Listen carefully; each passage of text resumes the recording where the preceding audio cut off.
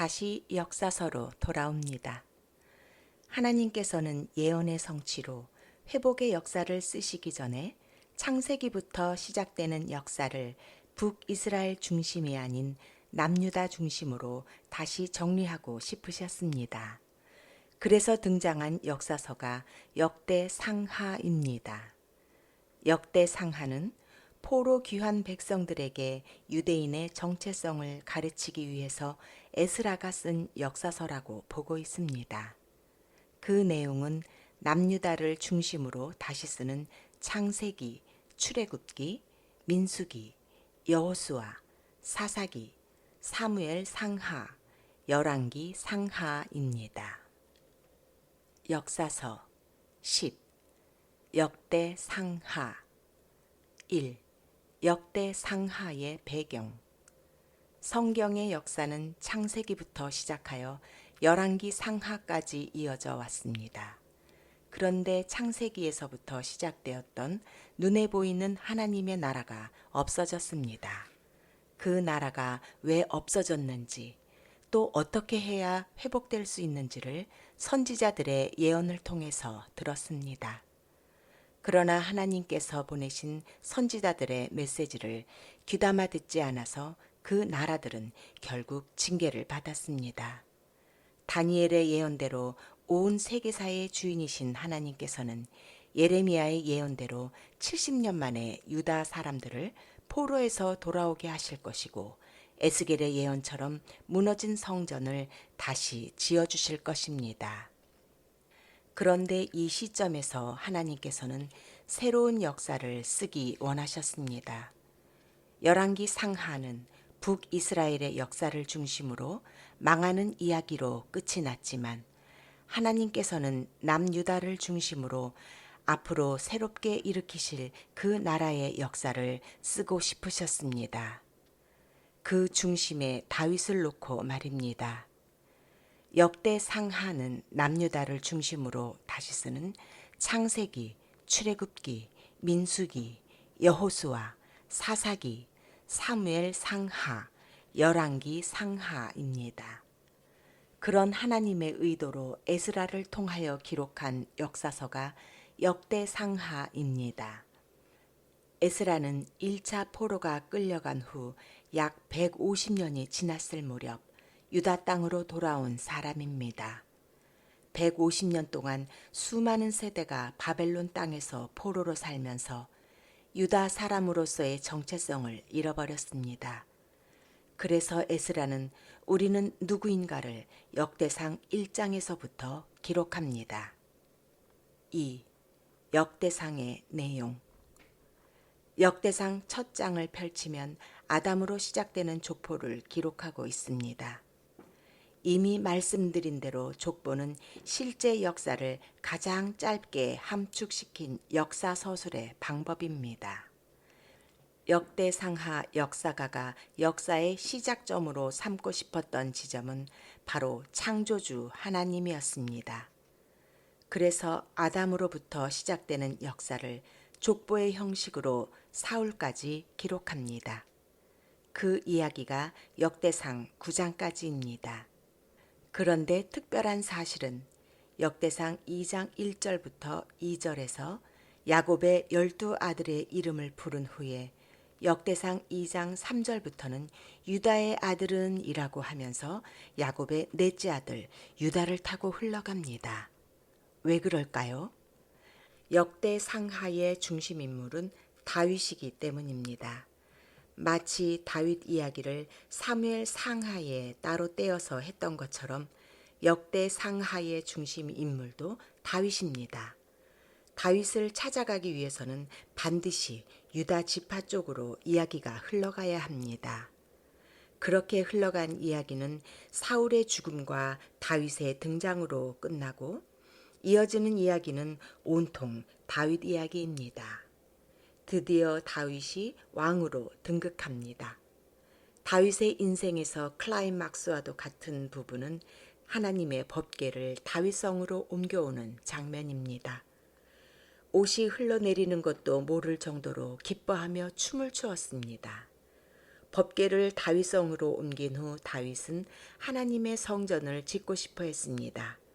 그러나 하나님께서 다윗에게 성전을 짓지 말라고 말씀하십니다. 다윗은 그 말씀에 순종합니다. 하나님께서는 그런 다윗과 언약하십니다. 여호와가 너를 위하여 한 왕조를 세울지라. 내 생명의 연한이 차서 내가 조상들에게로 돌아가면 내가 내 뒤에 내 씨 곧 내 아들 중 하나를 세우고 그 나라를 견고하게 하리니 그는 나를 위하여 집을 건축할 것이요 나는 그의 왕위를 영원히 견고하게 하리라. 역대상 17장 10절 하반절부터 12절. 하나님의 언약을 받은 다윗은 승승장구합니다. 그러나 하나님께서 싫어하시는 인구조사를 하게 됩니다. 다윗이 인구조사를 한 후 3일 동안 전염병이 돌아서 7만 명이 죽었습니다. 그때 하나님께서는 갓 선지자를 다윗에게 보내어 오르난의 타작마당에서 하나님께 제사를 드리라고 합니다. 거기서 제사를 드렸을 때 하나님의 징계가 그칩니다. 그 오르난의 타작마당은 아브라함이 이삭을 번제로 바치려 했던 바로 그 모리아 산이며 이 모리아 산에 하나님의 성전이 세워지게 됩니다. 하나님께서는 이 사건을 통해서 말씀을 따라 행하는 온전한 순종을 요구하시는 것입니다. 다윗은 솔로몬이 감당하게 될 성전 건축을 준비합니다. 성전에서 드릴 예배의 모든 부분까지 계획합니다. 성전을 짓는 마음으로 준비하는 것입니다. 레위인이 해야 할 일, 제사장들이 해야 할 일, 찬양대가 해야 할 일, 성전 문지기들과 곳간 맡은 자들이 해야 할 일까지 세세히 기록합니다. 그리고 성전의 설계도까지 솔로몬에게 전달합니다. 다윗은 40년의 통치를 마감하며 그의 생을 마칩니다. 정리하면 역대상의 내용은 창세기부터 시작하여 사무엘상의 사울 이야기까지 족보 형식으로 정리를 했고 사무엘 상하의 다윗 이야기를 역대상 11장부터 29장까지 하는 것입니다. 다윗 이야기를 무려 19장이나 할애해서 기록하고 있습니다. 그러니까 역대상의 내용은 창세기, 출애굽기, 민수기, 여호수아, 사사기, 사무엘 상하까지의 모든 내용을 다시 쓰고 있습니다. 역대상하가 남유다, 특히 다윗을 중심에 놓고 역사를 기록하고 있는 이유는 그 믿음의 선조들을 본받아서 우리도 하나님을 잘 섬기자라는 메시지를 전달하고 싶기 때문입니다. 그래서 다윗이나 솔로몬과 같은 왕들이 잘못한 내용은 거의 기록하지 않습니다. 예를 들면 다윗이 밧세바를 범하는 사건은 역대상에 기록되지 않았습니다. 그리고 솔로몬이 1000명의 처첩을 거느리며 각종 우상을 섬겼다는 이야기도 기록하지 않습니다. 하나님의 성전을 짓고 정치를 잘했다는 이야기만 기록하고 있습니다. 3. 역대하의 내용. 다윗의 죽음으로 끝났던 역대상에 이어서 역대하는 당연히 다윗의 아들인 솔로몬 이야기부터 시작이 되겠지요. 열왕기 상하의 역사를 남유다를 중심으로 다시 기록한 것이 역대하입니다.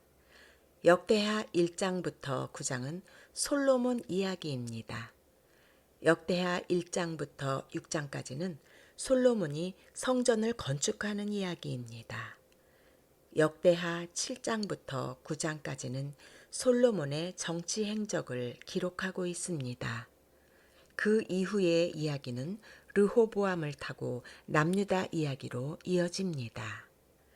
열왕기 상하와는 대조적입니다. 열왕기 상하는 이 지점에서 여로보암을 타고 북이스라엘 이야기를 했던 것을 기억하시지요? 르호보암을 타고 흘렀던 남유다 역사는 역대하 36장에서 시드기야 왕 때 바벨론에 의해서 망하는 장면으로 끝이 납니다. 열왕기하도 북이스라엘 남유다의 멸망으로 끝이 났던 것 기억하시죠? 그런데 열왕기 상하와는 달리 역대 상하는 망한 이후의 70년 포로 생활과 바벨론이 망한 후 바사 제국, 그러니까 페르시아 제국이 들어서면서 고레스 왕이 남유다 포로들에게 집에 가도 좋다는 칙령, 고레스 칙령을 내리는 것으로 끝이 납니다. 역대하에 이어서 고레스 칙령부터 다시 기록하며 시작되는 포로 기한의 그 흥미진진한 역사를 에스라를 통해서 살펴보겠습니다.